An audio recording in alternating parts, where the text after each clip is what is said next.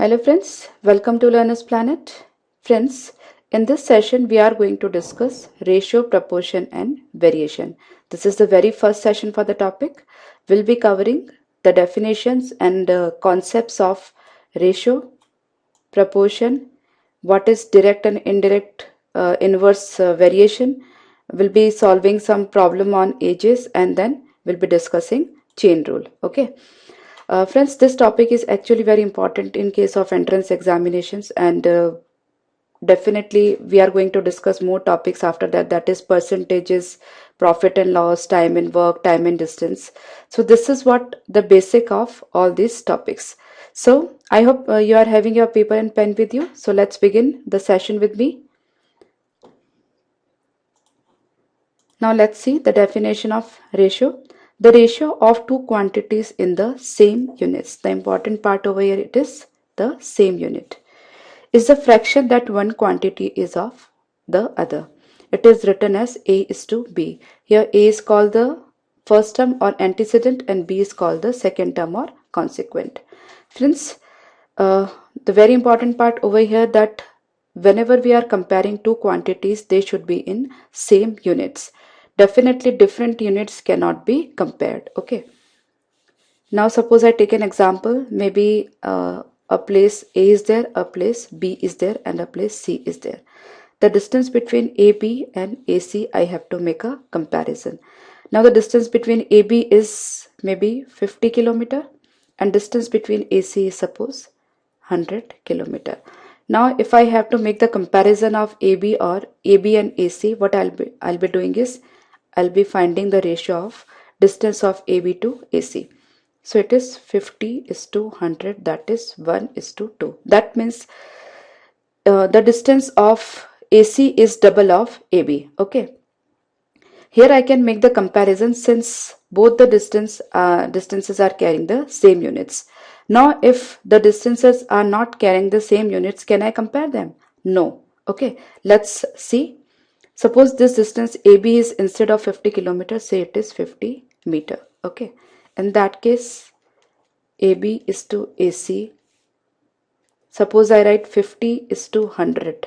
Okay. Now here this distance is in meter and this distance is in kilometer. Now suppose I simplify the ratio and write 1 is to 2. So what will be reflected, that the distance AC is double of AB, but it is actually not. It's actually not like that, because I'm comparing different quantities. So, and if I'm comparing different quantities, the wrong interpretation will be coming out. Okay, so that precisely whenever we are comparing two units, two quantities, they should be in the same units. Okay, so now what will happen over here? Just a moment. AB is to AC. Now AB is 50 meter. So I write 50 meter over here, and AC is 100 kilometer. So I'll be converting this kilometer to meter by multiplying 100 to 1000. So what I'll be getting? 100 and then 1000. Now we can simplify it. So it's 1 is to 2000. That means AC is 2000 times of AB. Okay. Now whatever the interpretation will make over here, it will be really correct. Okay. So I hope you are clear why we should compare the quantities with same units. Okay. Now to elaborate this, let me take one more example. Suppose there are two persons, say Ram and Shyam. Okay.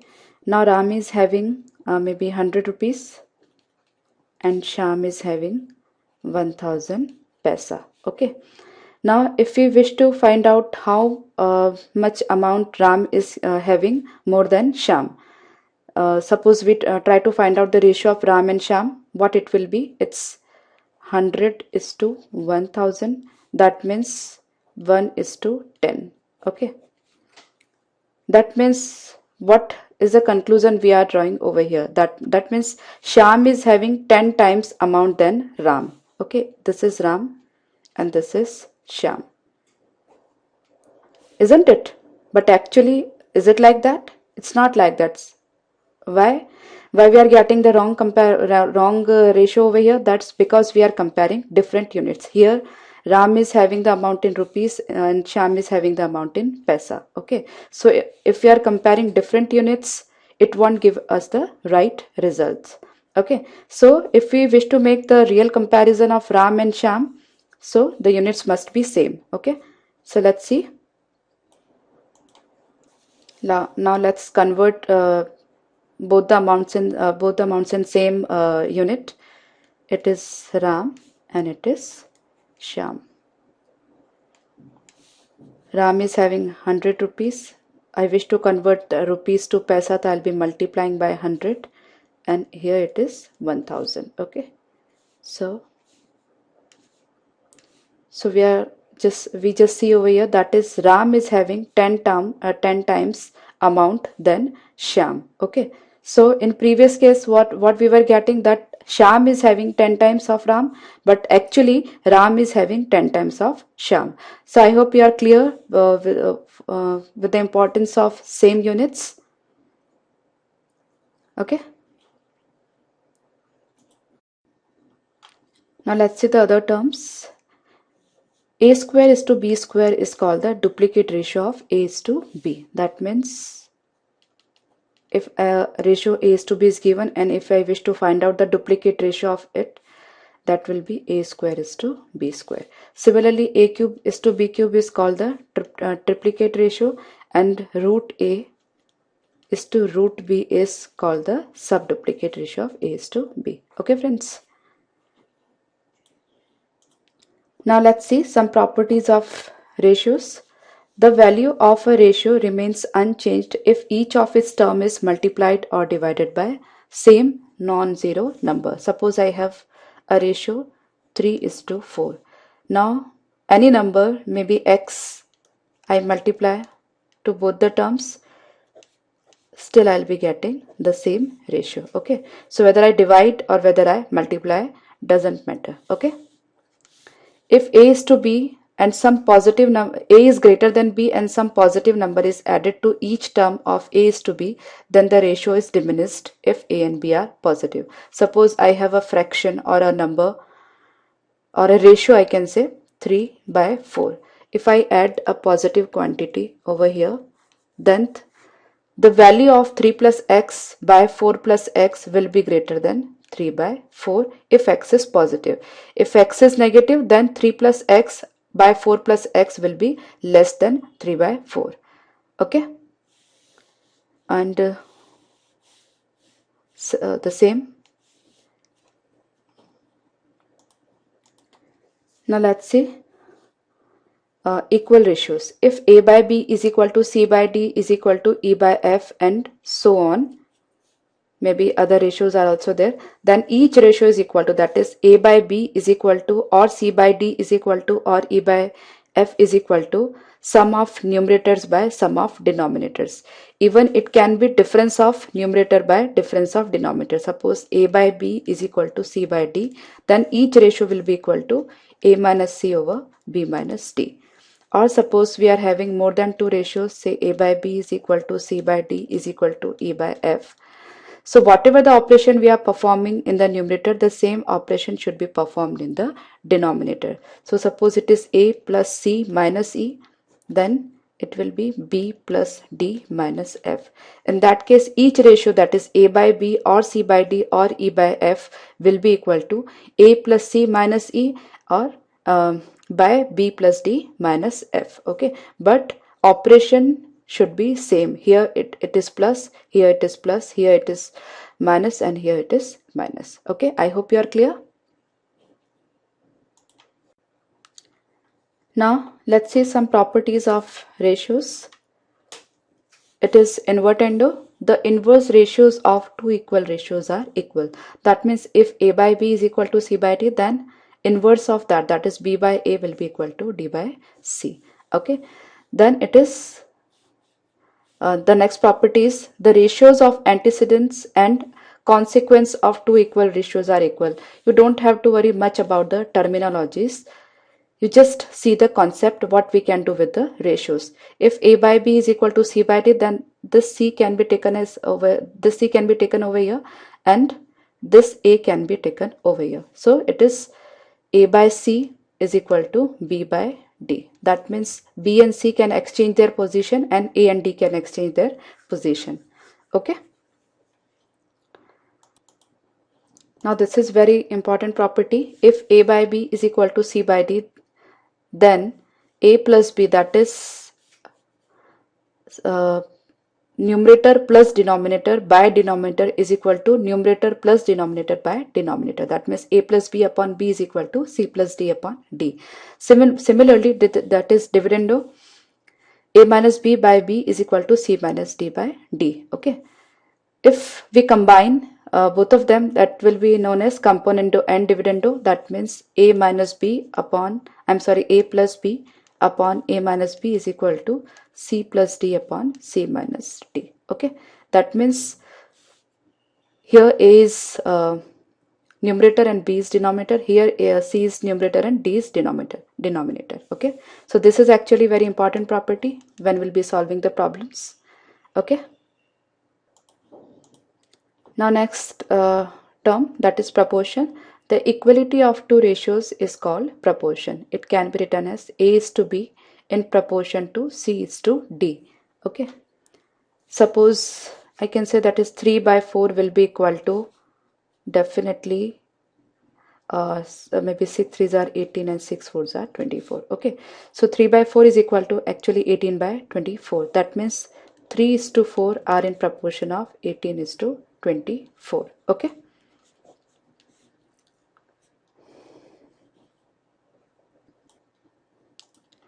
Now let's discuss the term direct variation. Now what is direct variation? Suppose I have two quantities a and b over here. Okay. Now one of them will be independent and the other of them will be dependent. In fact, b is dependent on a. Okay. Now there are two types of dependencies. If a is increased, then b is also increased, and if a is increased, b is decreased. Okay, so there are two types of dependencies. The first one, when a is increased, then b is also increased, is called direct variation.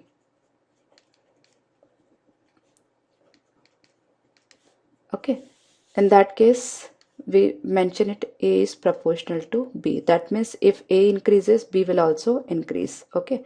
The other one is indirect variation.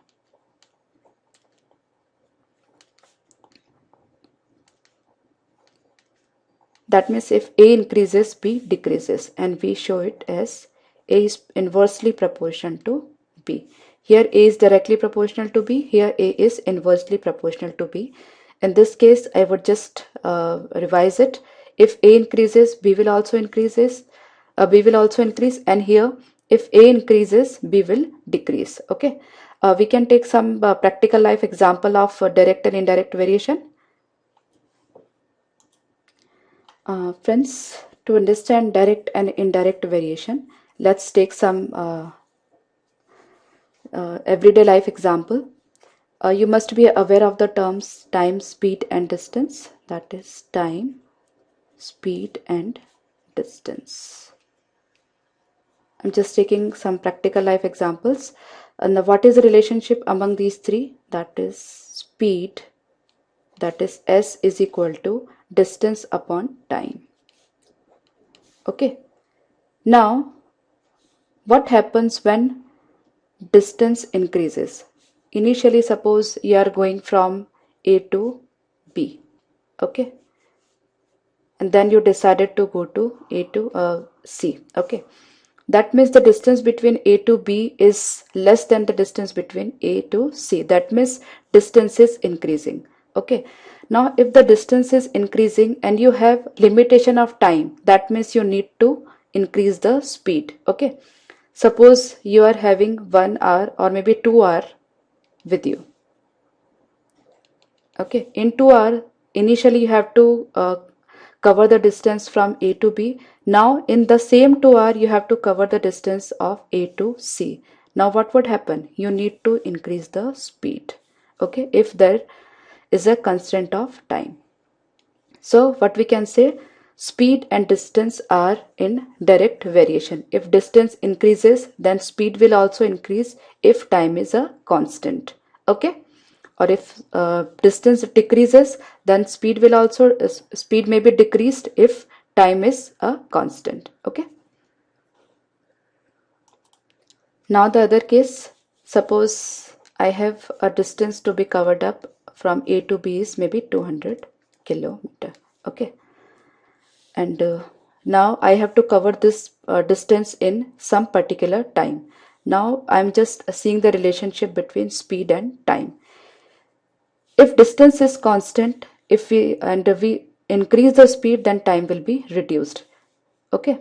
Suppose initially my speed was maybe 50 kilometer per hour, okay. That means I'll be taking 4 hours to cover up this distance. Time will be 4 hours. Now suppose I increase my speed to be 100, okay. That means now my speed is 100 kilometer per hour.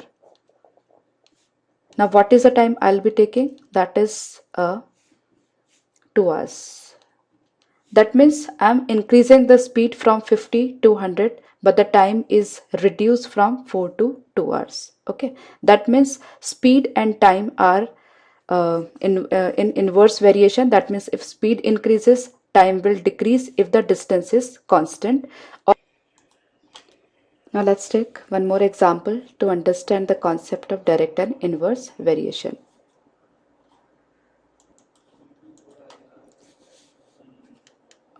Members in a family and ration for them, okay, and number of days. Suppose we have 5 members in our family and we have ration for 30 days. Suppose there are 5 guests, that means we are 10 members. Now if the ration will be sufficient for us for 30 days? No, okay. If there are 5 family members, the ration is sufficient for 30 days, and if there are 10 members in the family, then the ration will be sufficient only for 15 days. That means if the number of family members are increasing, the number of days this ration will last will be reduced. So these two terms are in inverse variation. If it increases, if then it decreases, okay. Now let's take the example of direct variation. Now suppose there is a factory in which workers are making toys. So workers, toys and days, okay. Now suppose 10 workers are there and they are making maybe 20 toys in 5 days, okay. Now suppose days are fixed and we wish the production to be increased from 20 to 40, then definitely we need to increase the number of workers. That means if more work is there, more persons are required to do that if number of days are fixed, okay. So that means these two terms are in direct variation. I hope you are clear with the concept of direct and indirect variation.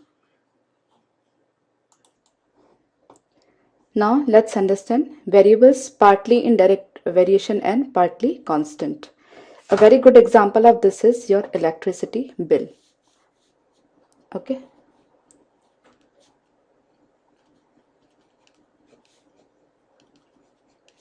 Now what happens? There are two types of charges on in electricity bill. The one is the rental and other is consumption of unit and unit consumption. Now this rental is actually fixed, maybe rupees 200 per month. And the other amount is charged on the consumption of units. Suppose we are consuming 50 units per month.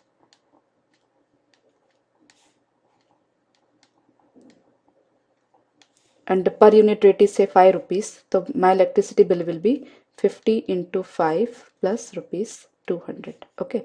Now in the next month, suppose I am consuming 75 units. So what my bill will be? 75 into 5 plus 200. Now we see this 200 is fixed and this amount is varying according to the consumption of units. Okay, so some amount is fixed and some amount is some amount is varying. Okay, similarly you can say your gas bill, water bill, okay, even your telephone bill.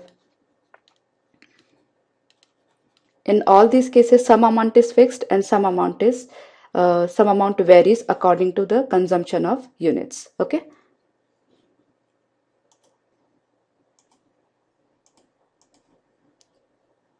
Now let's summarize and also see some important results. If A is proportional to B and B is proportional to C, then A is proportional to C. Okay. If A is proportional to B and B is proportional to C, then A plus minus B is proportional to C and AB is proportional to C square. Similarly, we are having more results over here. You just can go through them. Friends, it's not necessary to memorize each and every result. Whenever they are required, we'll be applying the same with common sense. Okay. I hope you are clear with the basic concepts of ratio, proportion and variation. Now it's time to discuss some problems. Let's begin with the first problem. Now let's see a very basic problem of ratio and proportion. Here we have been given A is to B is 3 is to 4. Now we have to find out the value of 2A plus 3B by 3A plus 4B. Okay. Now if A is to B is 3 is to 4, let's assume A is 3x and B is 4x. Now put the value of A and B in the given expression. So it's 2 into 3x, that is 6x, plus 3 into 4x, that is 12x, over 3 into 3x, that is 9x, plus 4 into 4x, 16x. It is 12 plus 6, 18x, by 16 plus 9, 25x. So we'll be getting 18 is to 25.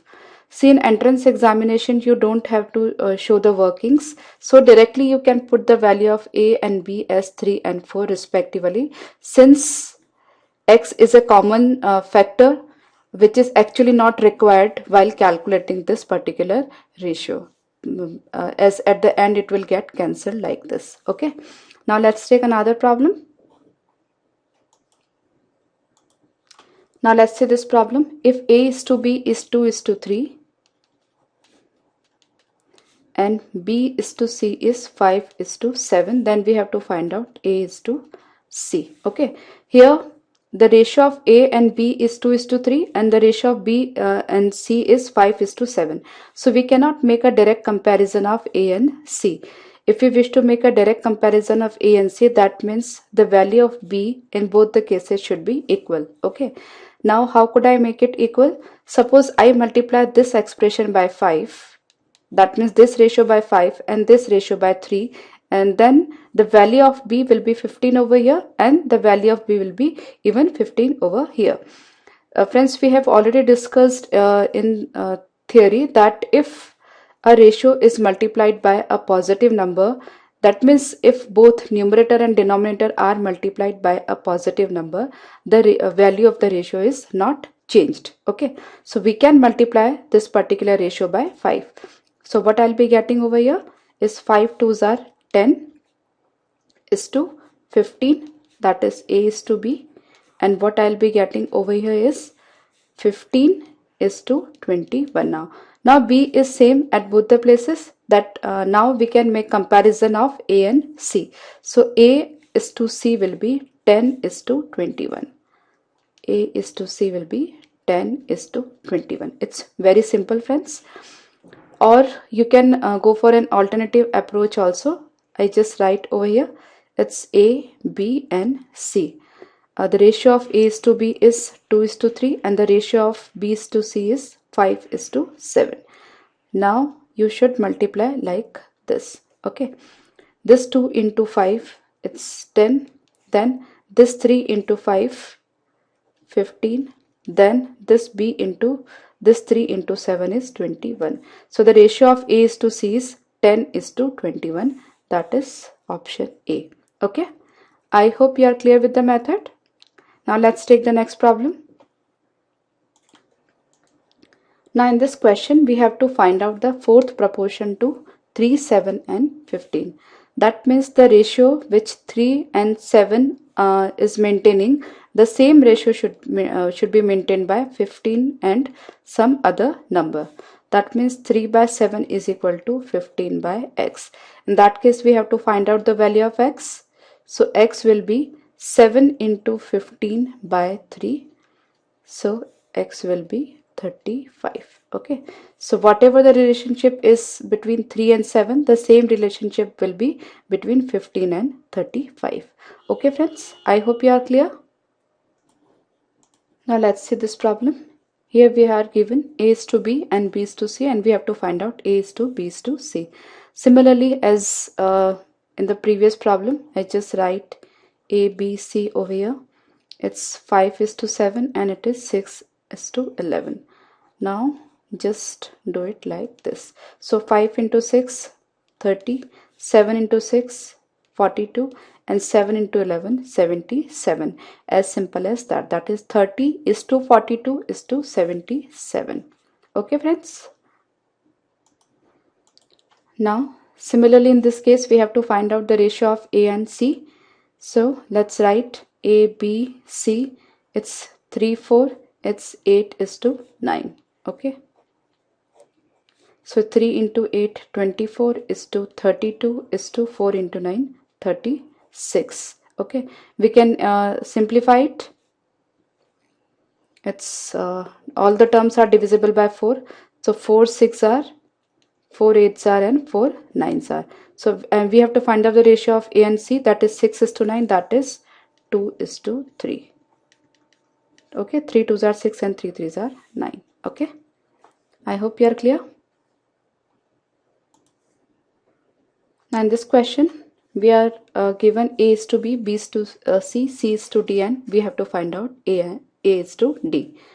Now A is to B is 8 is to 15, B is to C is 5 is to 8, and C is to D is 4 is to 5.